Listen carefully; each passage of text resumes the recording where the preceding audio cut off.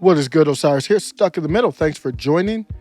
The U.S. Surgeon General basically is calling for big tech to censor Joe Rogan.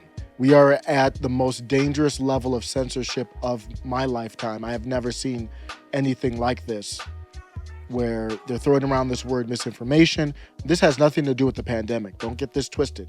This is about the control of your rights through private companies. This is really about the fight for who has rights in the new digital world that we live in. That's what this is about. Our Surgeon General, Vivek Murthy, says, I quote, "We can have the best science available. We can have the best public health expertise available. It won't help people if they don't have access to accurate information. People have the right to make their own decisions, but they also have the right to have accurate information to make that decision with." That was on MSNBC. He went on to say, this is not just about what the government can do. This is about companies and individuals recognizing that the only way we get past misinformation is if we are careful about what we say and use the power that we have to limit the spread of misinformation. The topic of Joe Rogan had come up right before he said this. This is a battle of rights, and they're hiding behind the pandemic. What you should hear from the highest, government, Fauci is the highest, but public health person in the administration, the Surgeon General, is I can give you the accurate information. I can give you what you need to know. As far as talking about misinformation and other people out there, that's not my purview. That's not, I will talk about health.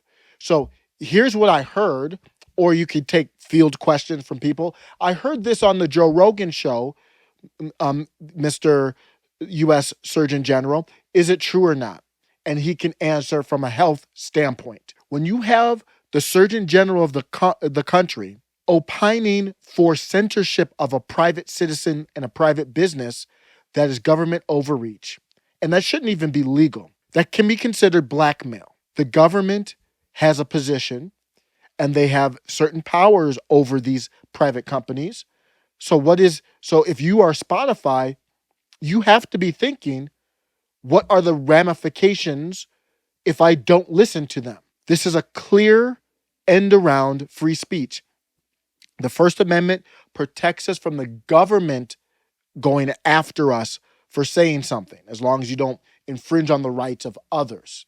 So what's happening is everybody has to use they don't have to, but that's the largest platform. If you want any voice, you have to go through these private companies. So now the government is pressuring the private companies to censor you. That's an end around them stopping your free speech directly. The Squad, I bring this up a lot, but I want to bring it up again.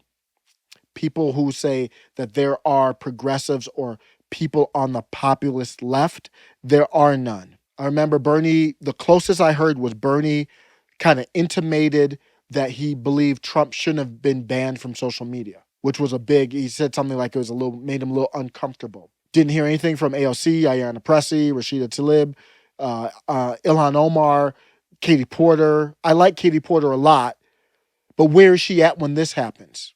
If she is a true person for the people and she drills these private companies when she gets them in hearing, she's amazing at it. But we need to hear her now. I need to hear her voice now. You look at people on the right, the new right. I'm trying to find other ways to describe it. The new right with Bannon, Marjorie Taylor Greene. And I would side with them on I'm against the opinions of Black Lives Matter, the organization. I don't like it. I think it's dangerous to our country. I think it's more dangerous than anything our U.S. Surgeon General is talking about right there. But there's no one on that side of the new right, not the establishment, the new right, that would say it's okay for the government to pressure a private company to squash pro Black Lives Matter speech. No one that I know of on the right would say that that makes sense, that that's okay. But we look at this from the left, and they're not okay with this, but they're okay in general, but they're okay with it as long as it wields power against their enemies. We're at the point where the government is literally telling us that the only truth is their truth. Does no one else, I know I'm preaching to the choir, but outside of the echo chamber, or I mean, it's not really an echo chamber, I don't think, on this channel, but outside of people who are free thinkers, how is that not hard? How is that so hard to understand? The government can't tell us what truth is. You, these people have put the government in the position where they treat it like God, like these people are deities. You do not control what truth is. You do not control what misinformation is. You don't have that power. I don't know where you're thinking you have this power, but you don't. You're not a deity. You're not beyond approach. It's not illegal to be wrong about the pandemic. That's not illegal. You make it sound like this misinformation is illegal.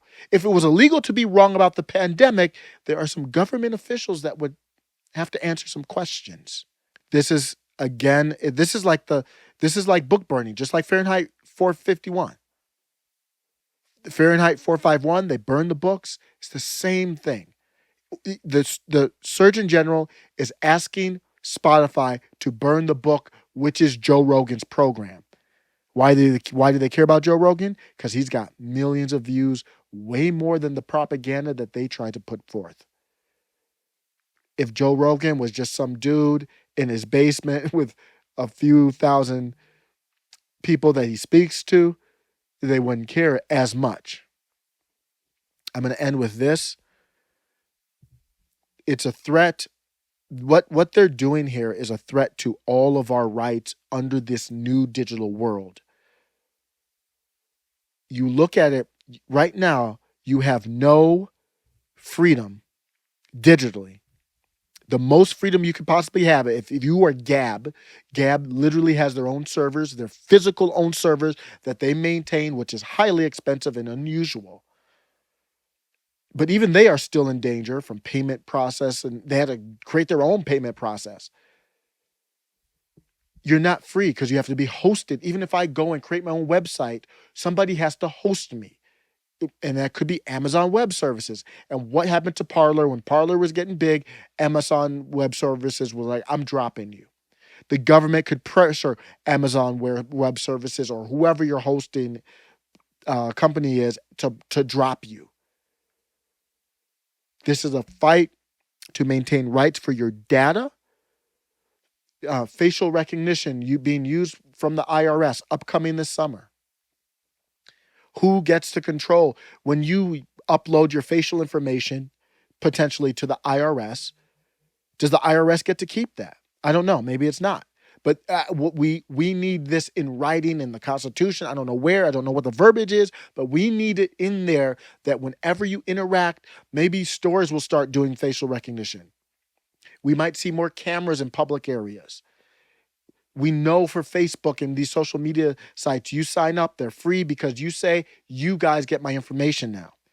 We need protections. We need to be able to say, I'll pay, because there's always a give and take. It's free to use the site because you're giving them the information.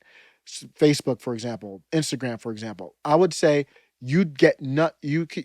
every citizen should have the right to say, I'll pay whatever the price is per month, and Facebook, Meta, you don't get my information in Instagram. You get zero of it. None of it for ads, none of it for anything.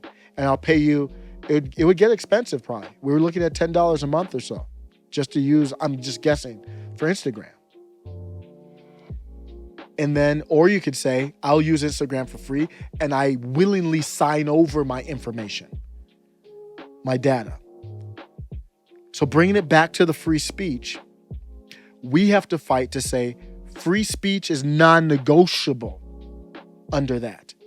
If I'm not breaking a law, I should be able to speak. I've already done a video where I went in depth on how it's clear that these large companies, social media companies, are public utilities. I made a specific case for that. I'll try to link the video here. So I just to say, I'm not just saying this statement without having gone in depth on it.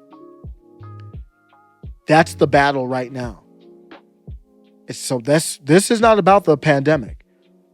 This is about free speech and our right to exist in a digital world where we're going to have virtual reality, augmented reality. You're not going to be able to live without being a part of virtual or augmented reality, just like you can't live without a phone basically right now. So let me know what you think. I think this is dangerous and it's time to step up. And that's what I want to see the populist right get involved with, not impeaching a president that has 2 years and is clearly out of the loop of what's going on if he didn't know that Justice Breyer was going to retire. Let me know what you think. Take care.